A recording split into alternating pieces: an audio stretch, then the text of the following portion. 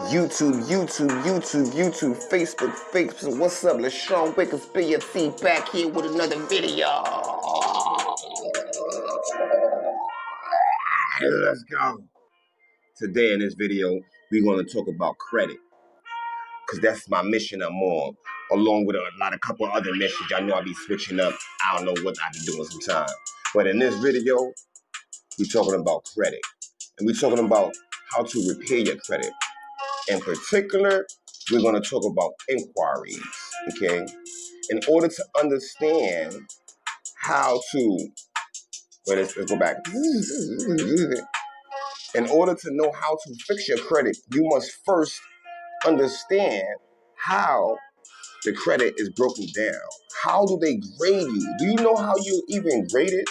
Or you just following some rules that you heard from a friend, from a family member? You heard like do this or do that. You heard that you shouldn't get credit cards and credit cards are bad. You heard that, just stay away from them altogether.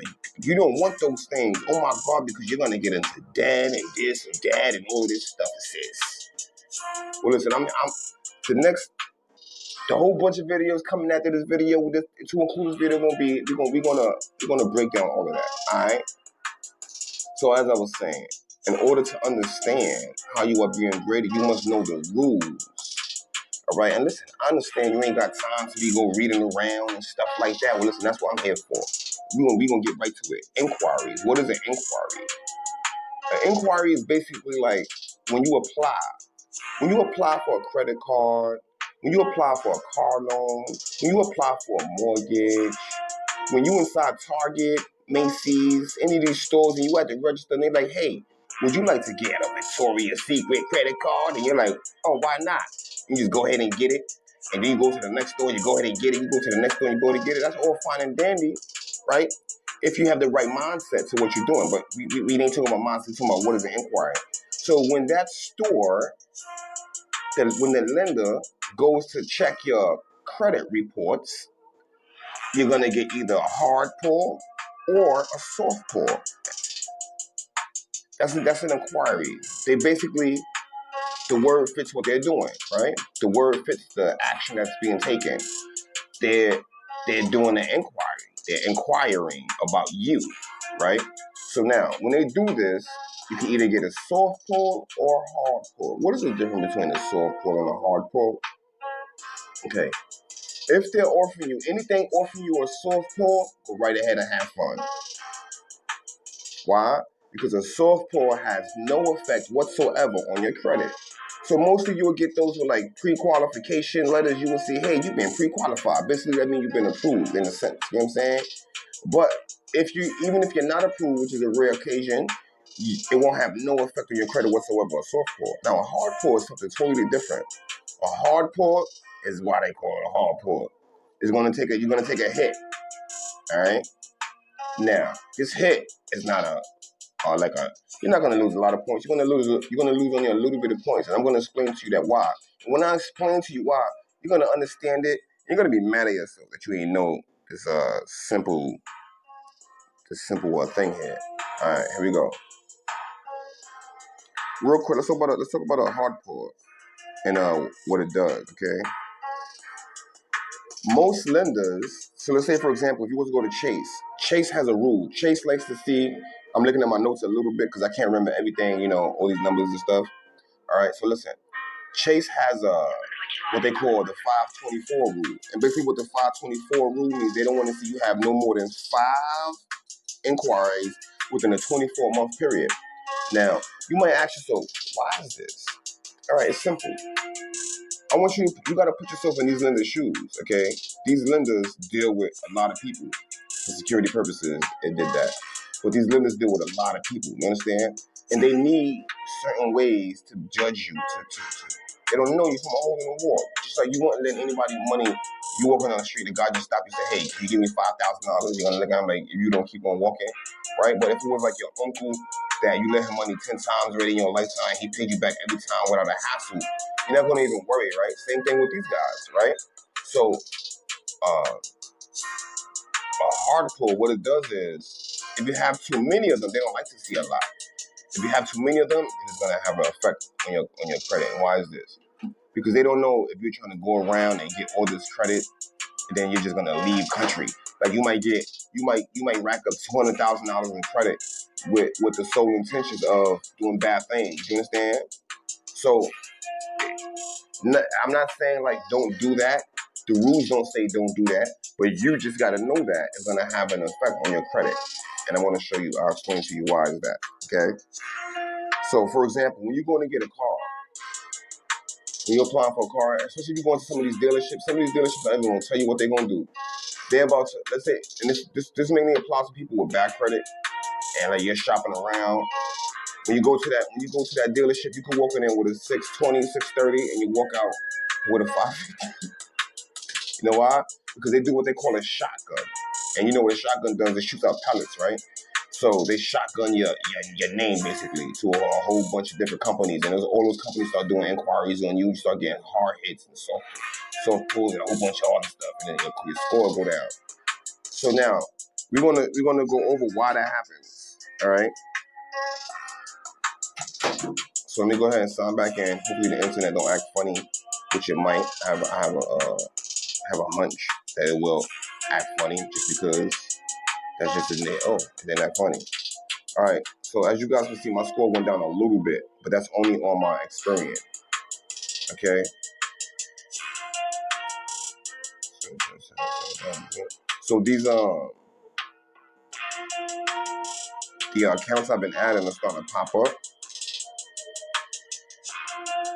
So give me 1 second. What was I doing? I don't even remember what I was doing. So as you guys can see right now, I have $7,366 extended to me in credit. Now, if I was to try to work right now and save that up, it would take me a long ass time. But because I know the credit game, I could just fill out some forms and bing, boop, beep, beep, beep.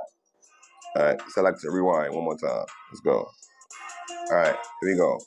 So now we want to understand we're gonna go over one by one the breakdown of how you are graded. Okay, here we go. I want you guys to pay very close attention to what I'm gonna say. Pay very close attention. All right.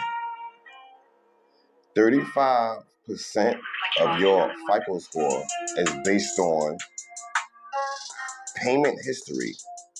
35% of your FICO score is based on payment history. What does that mean? When they talk about your payment history is going to be, I don't know why I took with that. That's some old shit. I don't pay old shit. Your payment history is going to be based on what accounts you have open and that are active. I'm going to say that one more time. 35% of your FICO score is based on payment history. What does that mean? The accounts that you have active and open, not the ones that are closed. Remember that. The ones that are open and active, not the ones that are closed and are in collections already. You don't see it say that, okay? Next one. 30% of your FICO score is based on outstanding debt. 30% of your FICO score is based on outstanding debt. This is going to be how much credit you have extended to you and how much you are using. This has nothing to do with what's in collections. Keep that in mind again. I said that word 2 times, okay? I said it over here. 35% of your FICO score is based on payment history, okay? That's going to be accounts that you have open and active, not the ones that are closed and in collections. 30% of your FICO score is based on outstanding debt. This means money you are using now on accounts that are active and open, not closed and in collections. Remember the word, okay? Here we go. As of right now, as we speak, total credit limit, I have $8,300. I have $8,300 but that's broken down, okay? This is not cash that I can put in my hand, okay? Some of it is credit card. You see it says credit and rental card debt. That's going to be in credit cards. Not all of it, some of it. And the rest is going to be like from a store. Let's say a store. Like one store, I'm not going to say the name because y'all got to inbox me if you want to know the name. They gave me $5,000 credit limit. No credit check. That's how my credit utilization is down. Let me explain that. Credit utilization. Out of the $8,300 that's being used, right? I'm probably only using like 1,200 of it. Out of the 8,300 that that I have, I'm only using 22% of it. Okay, that's what this means. So let me break it down for you. Smaller numbers. So let's say you have $100 in total credit extended to you. Let's say you have $100 in total credit extended to you, and you are using $90 of it by the time it gets reported. So let's say it gets reported the 15th of every month. By the time the 15th comes, it gets reported. It gets reported that you are using $90 of the 100%. Your credit utilization will be at 90%, which is very, very high. Now, as you just saw here, that is 30% of your credit score. So if you have that very high, you're not going to get 30% in this area. You're probably going to get like 15 or something. All right? So there's tricks to that credit utilization. So let's say you have credit cards and it's total $2,000 and it's maxed out right now. So you had 100% credit utilization, you ain't getting that much points, right? But then you go apply for 2 tray lines, 5,000 a piece. Now that will give you 12,000. Out of the 12,000, you're only using 2%.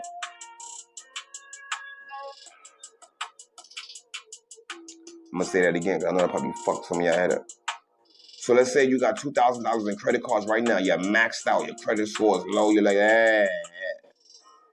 You could just simply add 2 trade lines, giving you $5,000 a piece, making your total credit limit $12,000, with you only using $2,000 of it. Dropping your credit utilization, I'm gonna say below 10%, 15, but you're gonna be high in this part. You understand? Let's go. Ow. And if you need those trade lines, I got the trade lines. I got the companies. You can see, look, I got $8,300 extended to me. I'm about to have fun with this. Not fun as far as like I'm going shopping. No, I'm going to go on these websites and put the stuff on my page. I'm going to order stuff from them, put it on my page. I'm doing it already. I'm doing e-commerce already. Now it's time to just step it up. Here we go. Let's go back. Let's go back over here, Bobby. I'm going to add another trade line probably next week too. $7,000, $7,500. I'm going to add. That'll put me at like 15. That's like the next level of credit limit. All right, the next one. The next one is 15%. 15% of your FICO score is based on how long you had your credit. How long you had your credit. So let's say you had a credit card from Target and you had it for 14 years. You're gonna get the highest amount of points, 15%, right? So let's say you got it for 1 year. In this section you'll have like maybe 2%. You understand? That's how it works. So with these 3 things alone that I just showed you, on-time payments, meaning you miss nothing. You can't miss nothing because they spank you when you miss a payment. All right? You can't miss no payments. Now, we're not talking about what's the collections. Remember that. Only thing that's open and active. And everything has a minimum payment. At least make the minimum payment. If you can't make the minimum payment, you give them a call and you can work something out with them. You know what I'm saying? They'll talk to you. I don't like how the camera is like down because it got me like looking down the whole time. I like to make eye contact, like even though I can't see you guys, but I'd rather be like this. See what I'm saying? You see the difference, but it's, I do like this one. All right, here we go. Next one.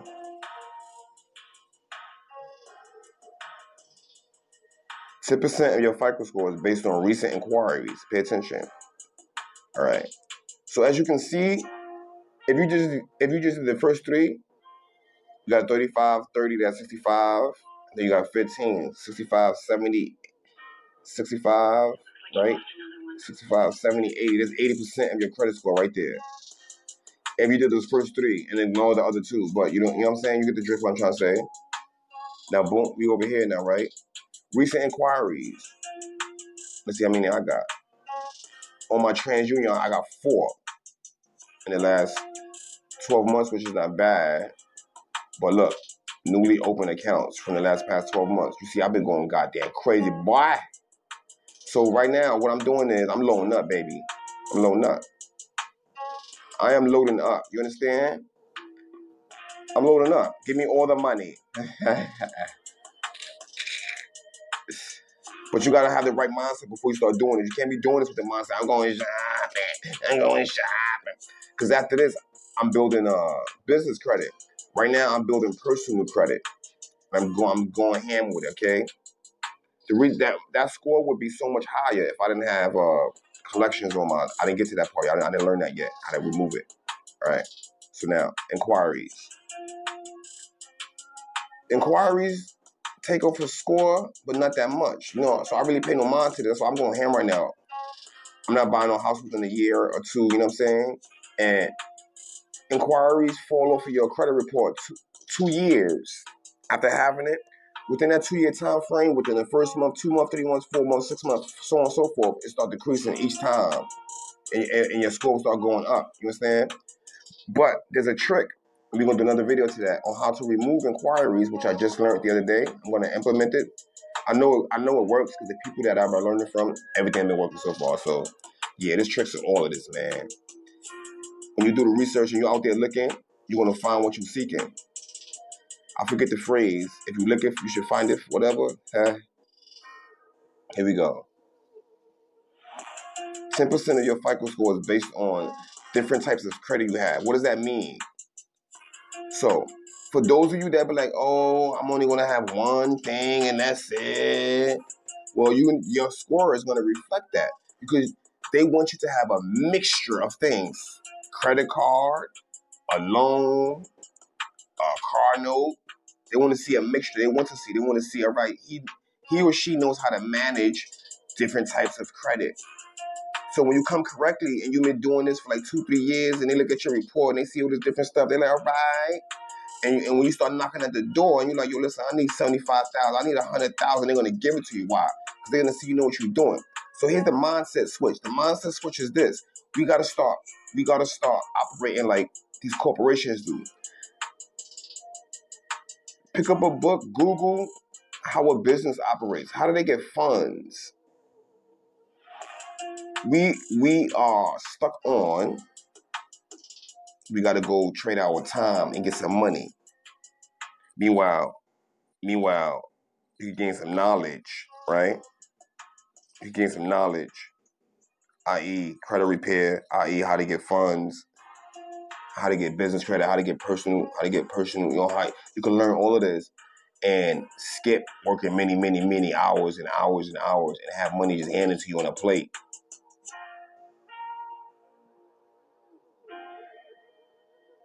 We've been bamboozled.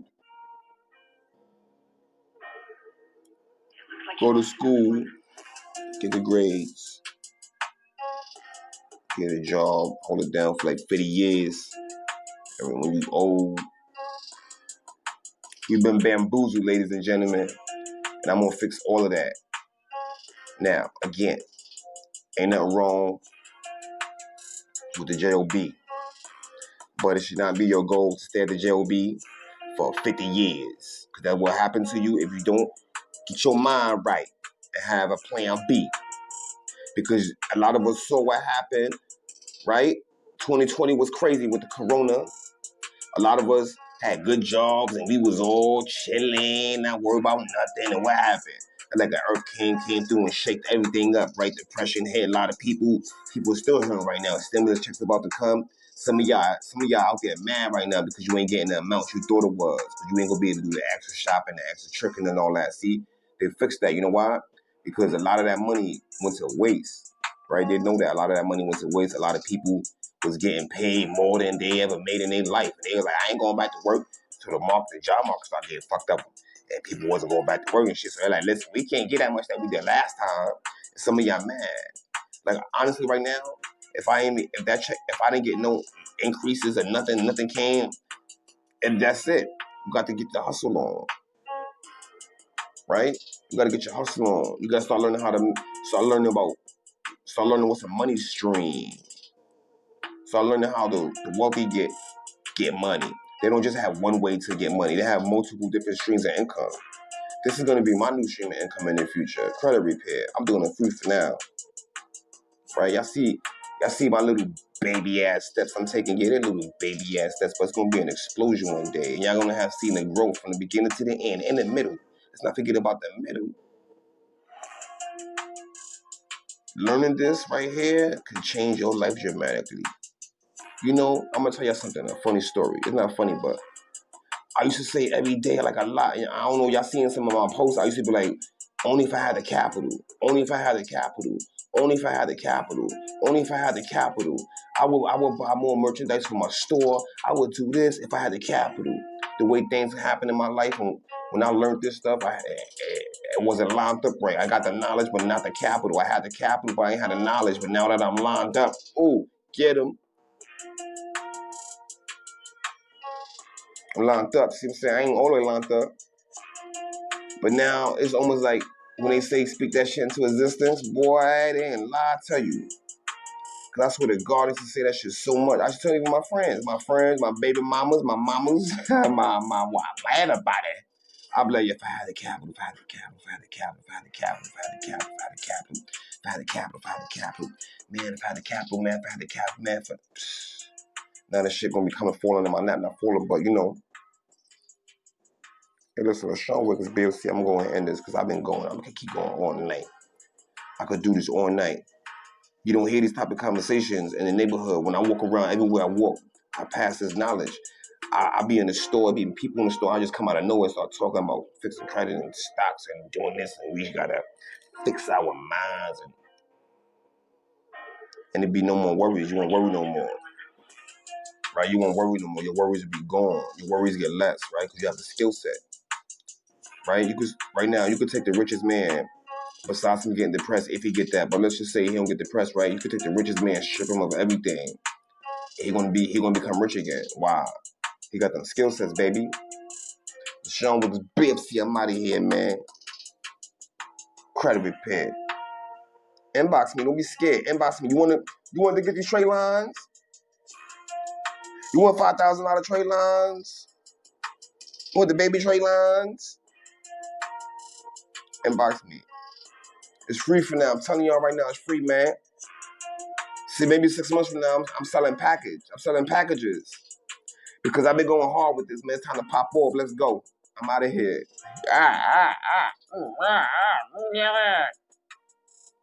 Yeah.